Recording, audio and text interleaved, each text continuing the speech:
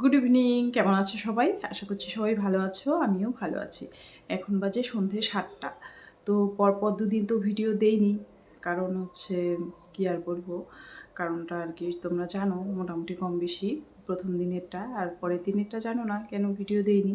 তো দেইনি তারও কারণ আছে, সেটা আমি আজকে আর মুখে বলবো না, ভিডিওতেই তোমরা দেখে নাও।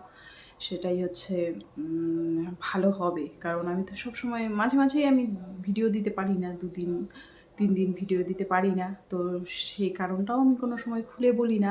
তো আজকে আর মুখে বলবো না। তো ভিডিওটা দেখো, কালকের কিছু কিছু আর কি আমি ভিডিওতে তুলেছিলাম সেটাই দেখো। মানে পুরোটা যদি দেখো স্কিপ না করে, তাহলে বুঝতে পারবে কম বেশি।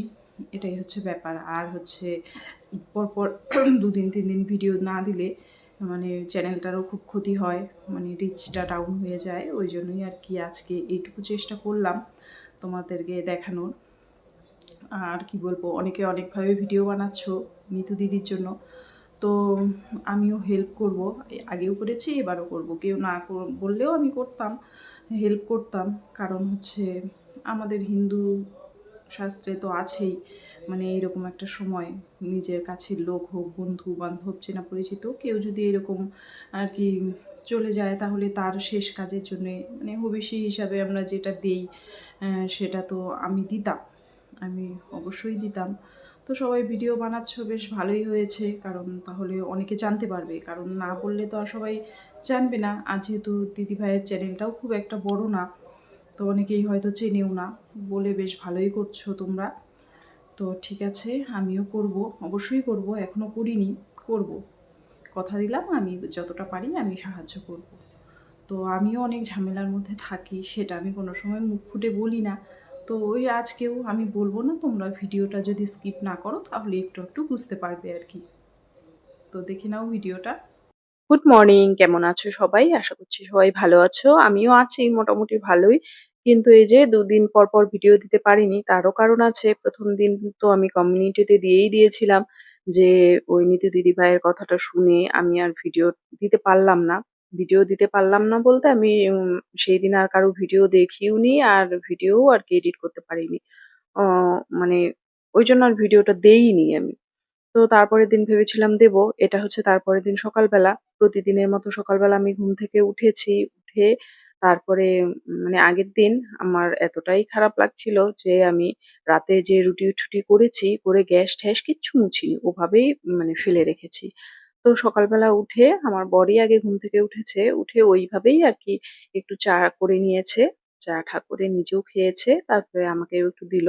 তো আমি চাটা নিয়ে ঘরে চলে আসলাম। এসে আরকি জানালার পাশে বসে জানালা দিয়ে বাইরের আরকি দৃশ্য দেখছিলাম আর চা খাচ্ছিলাম। আর পরপর মনের মধ্যে আরকি কাজগুলো সাজাচ্ছিলাম যে আজকে ঘর ঝাড়বো, রান্নাঘর ঝাড়বো, তারপরে আরেকটা আরকি যেই ঘরে আমি থাকি সেই ঘরটা ঝাড়বো, এইসব আরকি মনে মনে সাজাচ্ছিলাম। তো এই দেখো আমার রান্নাঘরের অবস্থা, রাতে কিচ্ছু করে রাখতে পারিনি।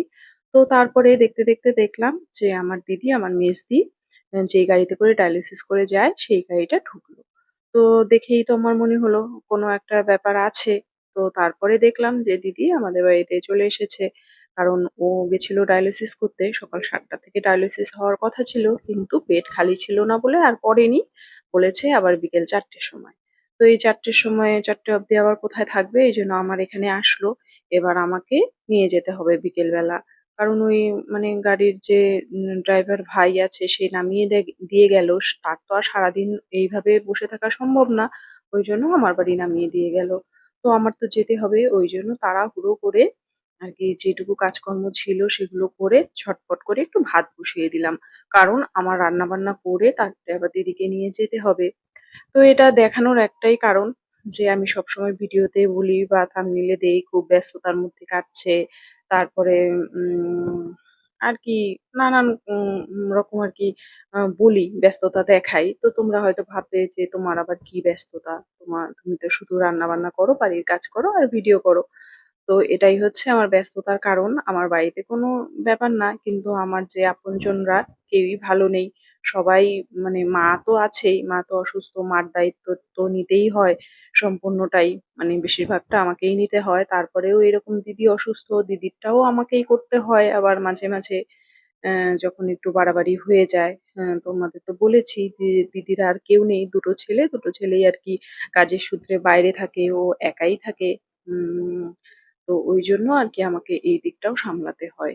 এটাই হচ্ছে আমার মানে কি বলবো, এই জন্যই আর কি আমার সবসময় ভিডিও দেওয়া হয় না বা ব্যস্ত কেন থাকি, এটাই হচ্ছে কারণ। আমার সংসারে তেমন কোনো কিছু নেই, ঈশ্বরের কৃপায় সংসার মোটামুটি ঠিকই আছে, কিন্তু এই সব আর কি ঝামেলাগুলো আমাকে দেখতে হয় বলেই আর কি আমার এতটাই ব্যস্ততা থাকে। তো এটা আমি কোনো সময় ভিডিওতে বলি না, তো আজকে বলেই ফেললাম।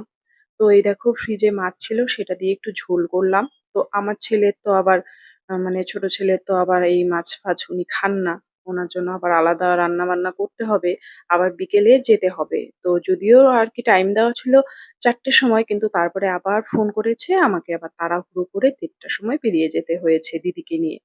তো আমার তো কোনো ব্যাপার না, রান্না-বান্না করে খাওয়া-দাওয়া করে আমি তো যেতেই পারি। আমি একটা মোটামুটি সুস্থ একটা মানুষ। কিন্তু দিদি যেহেতু অসুস্থ, হাঁটতে চলতে পারে না, ওকে নিয়ে একটু সমস্যা হয়। ও কোনো কাজই তাড়াতাড়ি করতে পারে না। তো এই দেখো টোটো ধরে ওকে নিয়ে চলে এসেছি। তারপরে ও যেই ভাড়া বাড়িতে থাকে সেখানেও একটু কাজ ছিল, সেখানেও ঢুকেছি।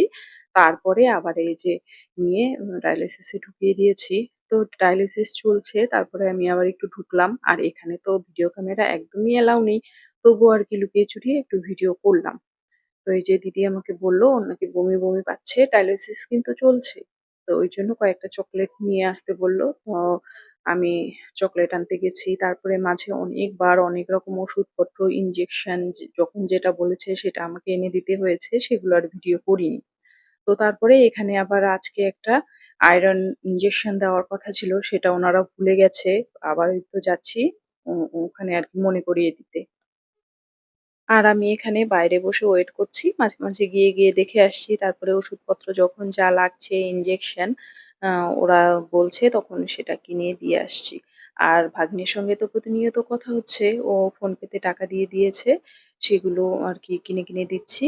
আর এই দেখো দিদিকে আর কি ঘরে দিয়ে তারপরে এখন আমি বাড়ি চলে যাব।